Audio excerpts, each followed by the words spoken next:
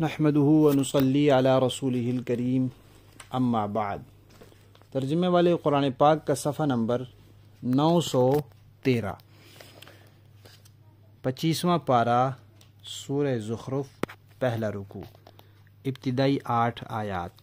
اعوذ باللہ من الشیطان الرجیم، بسم اللہ الرحمن الرحیم، حامیم والکتاب المبین، إنا جعلناه قرآنا عربيا لعلكم تعقلون وإنه في الكتاب لدينا لعلي حكيم أفنضرب عنكم الذكر صفحا أن كنتم قوما مسرفين وكم أرسلنا من نبي في الأولين وما يأتيهم من نبي إلا كانوا به يستهزئون فأهلكنا أشد منهم بطشا ومضى مثل الأولين۔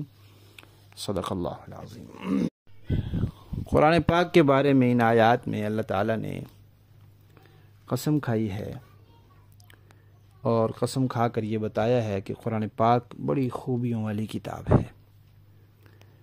ایک خوبی تو اس کی یہ ہے کہ یہ بڑی واضح ہے، صاف ستھری بات کرتا ہے۔ عقیدہ توحید ہے تو واضح ہے، رسالت ہے تو واضح ہے، قیامت کا عقیدہ ہے تو واضح ہے، وضاحت کے ساتھ دو ٹوک باتیں بتاتا ہے۔ دوسری بات یہ بتائی کہ قرآن بڑی فصیح عربی زبان میں، عالی شان صاف ستھری عربی زبان میں، کسی اور زبان میں ہوتی تو پھر اہل عرب توجہ ہی نہ کرتے، لیکن جب صاف ستھری فصیح عربی میں ہے تو وہ پڑھیں گے اور متاثر ہوں گے۔ تیسری بات یہ کہ جتنی بھی آسمانی کتابیں آئی ہیں، قرآن پاک ان سب میں سب سے بلند و بالا ہے، مرتبے کے لحاظ سے سب سے برتر ہے۔ پچھلی کتابیں جو تھیں وہ اللہ کا کلام نہیں تھیں، وہ یا تو فرشتے کا کلام تھی، الفاظ فرشتے کے تھے یا نبی کے تھے، جبکہ اس میں الفاظ بھی اللہ تعالیٰ کے ہیں، یہ اللہ تعالیٰ کا کلام ہے، اس لیے اس کا مرتبہ سب سے زیادہ ہے۔ اور ایک لفظ یہاں استعمال فرمایا لدینا۔ پچھلی جو کتابیں تھیں وہ اللہ کے ہاں لوح محفوظ میں تو اسی طرح لکھی ہوئی ہیں جیسے اللہ تعالیٰ نے لکھی تھیں، لیکن دنیا میں جو بھیجی تھیں وہ اپنی اصلی حالت میں کوئی ایک بھی باقی نہیں ہے، ان میں رد و بدل ہو چکا ہے، تحریف ہو چکی ہے۔ اس لیے لدینا فرمایا کہ باقی کتابیں جو اللہ کے پاس لوح محفوظ میں ہیں وہ بالکل اسی طرح ہیں جیسے تھی، لیکن زمین میں وہ اس طرح نہیں ہے۔ قرآن پاک جیسے لوح محفوظ میں ہے ویسے ہی دنیا میں بھی محفوظ ہے۔ اور چوتھی خوبی یہ بتائی کہ قرآن پاک بڑی حکمت والی کتاب ہے، دانش مندی کی باتیں ہیں اس میں، سمجھداری کی باتیں ہیں۔ اور پانچویں خوبی یہ کہ قرآن خیر خواہی والی کتاب ہے، اس میں بھلائی کی باتیں ہیں اور یہ انسان کو صحیح راستے کی طرف لے جاتا ہے۔ انسان کی بھلائی اور خیر خواہی قرآن سکھاتا ہے، جیسا کہ پچھلی کتابیں بھی خیر خواہی والی اور بھلائی والی تھی۔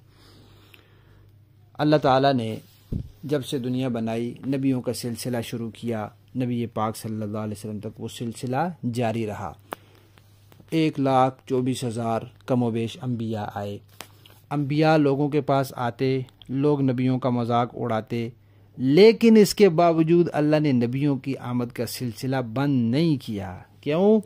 اس لیے کہ اللہ تعالیٰ کی حکمت کا تقاضا یہ ہے کہ کوئی پسند کرے یا نہ کرے، ان کو ہدایت کی بات پہنچتی رہے، ان کو صحیح راستے کی طرف بلایا جاتا رہے۔ جیسے بچہ ہوتا ہے چھوٹا، وہ غلط بات پہ ضد کرتا ہے لیکن والدین اس کو کہتے رہتے ہیں، سمجھاتے رہتے ہیں، کیوں؟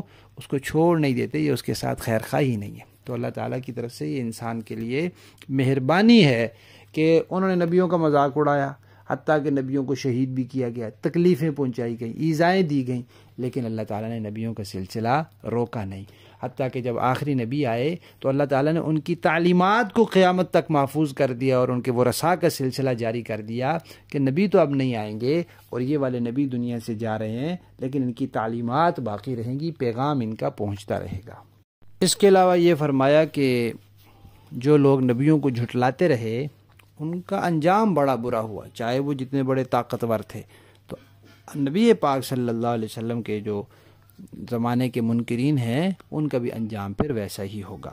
لفظی معنی دیکھیے، حامیم والکتاب قسم ہے کتاب کی، المبین جو واضح ہے، انا بے شک ہم نے، جعلنا بنایا ہے، ہو اس کتاب کو، قرآن عربین عربی زبان میں، لعلکم تاکہ تم لوگ، تعقلون سمجھو اسے، اے اہل عرب تم اس کو سمجھو، وَإِنَّهُ اور بے شک یہ قرآن، فی الکتاب کتاب میں یعنی لوح محفوظ میں، لدینا ہمارے پاس، لعلی بڑا بلند مرتبے والا ہے، حکیم بڑی حکمت والا ہے، یعنی پہلے اللہ تعالیٰ نے لوح محفوظ میں سارا کچھ لکھ دیا تھا، تو قرآن بھی وہاں لکھا گیا، پھر بعد میں دنیا میں تھوڑا تھوڑا آیا۔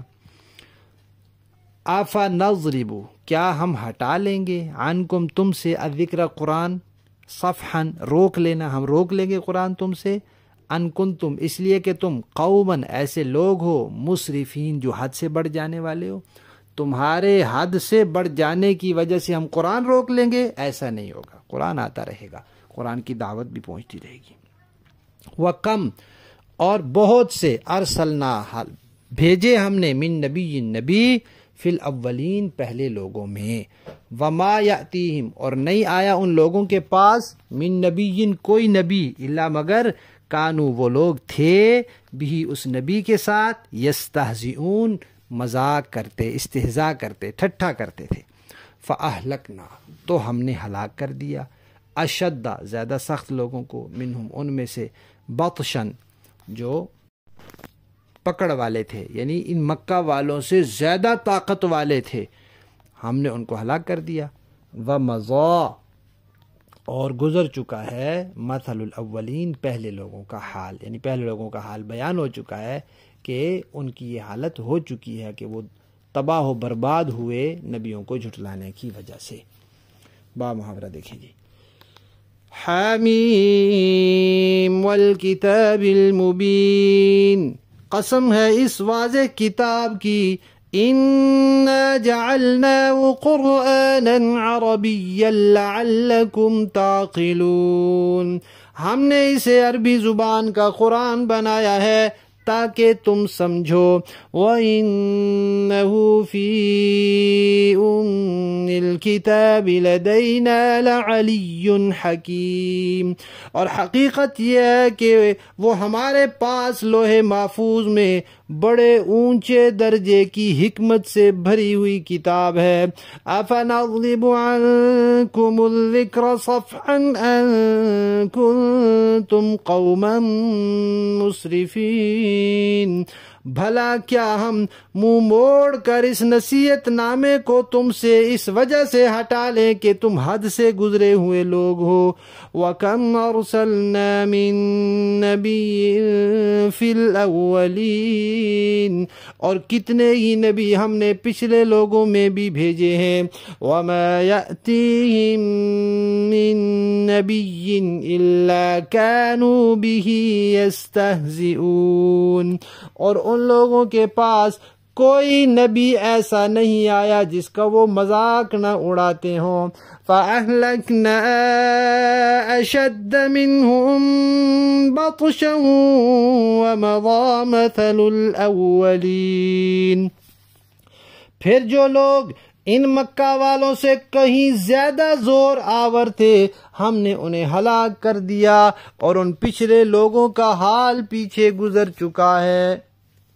صدق اللہ العظیم۔